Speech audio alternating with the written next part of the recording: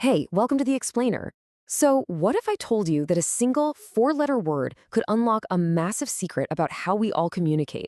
Today, we're going to go on a little journey to see how one of the most basic words in English actually points to this really powerful tool for connecting people all over the planet. And this is it. This is our word chord. It's so common, right? You've probably used it or at least thought it a few times today already. And let's be honest, on the surface, it's not exactly the most exciting word. But trust me on this, you're going to want to stick around because this simple little word is our key to a much bigger story. So, this is the big question we're tackling.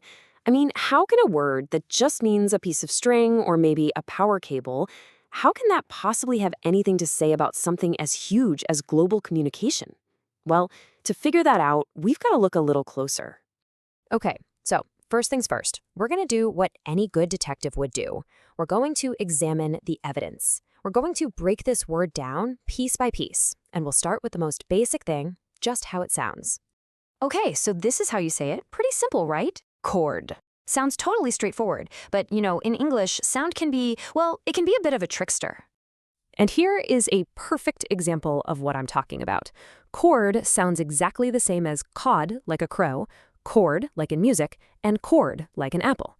I mean, think about that. Four totally different words, four completely different meanings, but they all sound identical.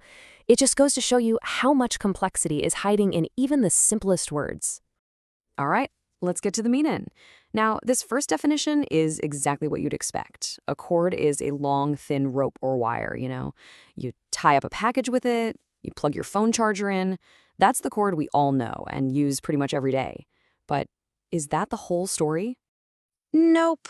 Turns out our simple little word here has a second, kind of secret identity. So get this. The second definition of chord is a specific unit for measuring firewood. And we're not talking about a small bundle. A cord of wood is lots of wood.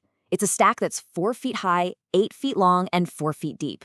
So the exact same word can mean a tiny piece of string or a massive stack of logs.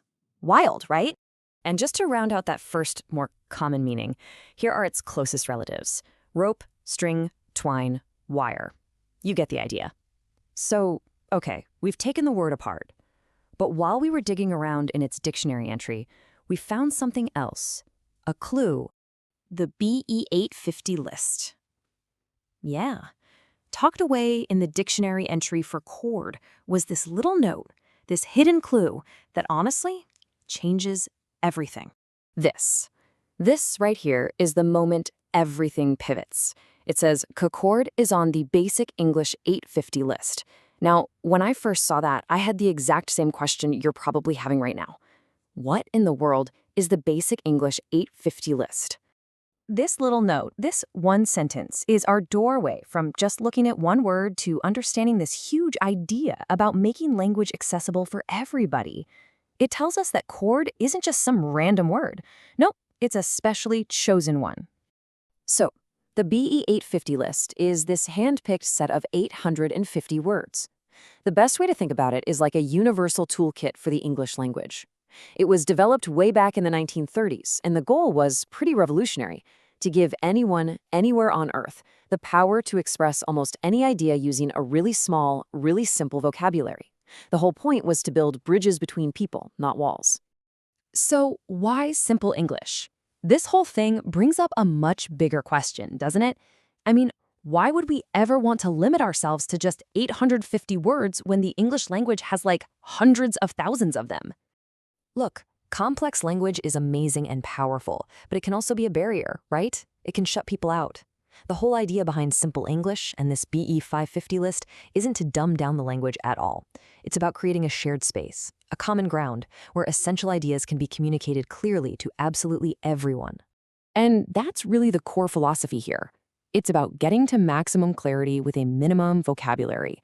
It's this powerful idea that puts connection ahead of complexity, making sure message can travel across borders and cultures without getting all twisted and lost in translation. So let's bring it all back home. We started this whole journey with just one simple everyday word, and it led us somewhere totally unexpected.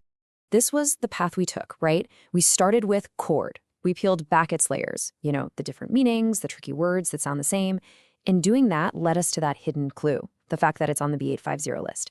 And that clue, that one little note, unlocked the door to this huge concept, the very intentional, very powerful movement towards using a simpler form of English as a tool for global understanding.